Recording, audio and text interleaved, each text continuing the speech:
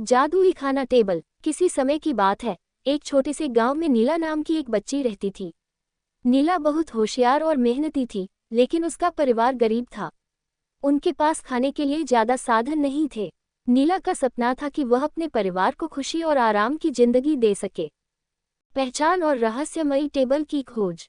एक दिन जब नीला जंगल में लकड़ियां इकट्ठा कर रही थी, तो उसे एक पुराना और जादुई दिखने वाला टेबल मिला। उस टेबल पर सुंदर नक्काशी की हुई थी और उसकी सतह चमचमाती थी।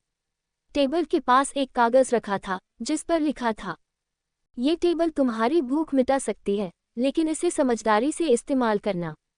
नीला ने सोचा कि ये कोई मजाक होगा, लेकिन उसने टेबल को घर ले जाने का फैसला किया। घर पहुंचते ही उसने टेबल पर हाथ रखा और मजाक में बोली, मुझे खाना दो। और फिर जादू हुआ। टेबल पर अचानक स्वादिष्ट खाने की प्लेटें दिखाई देने लगीं।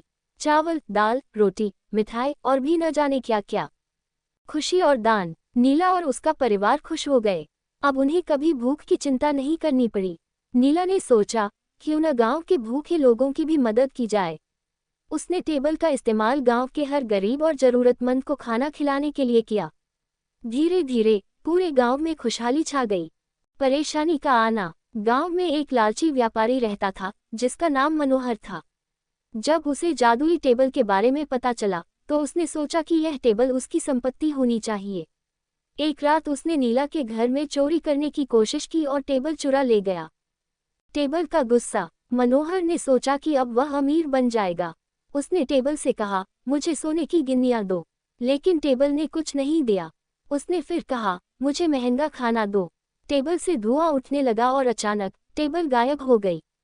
सच्चाई की जीत। टेबल वापस नीला के घर आ गया। साथ में एक आवाज आए, मैं केवल उन लोगों की मदद करता हूं जो दूसरों की भलाई के लिए जीते हैं।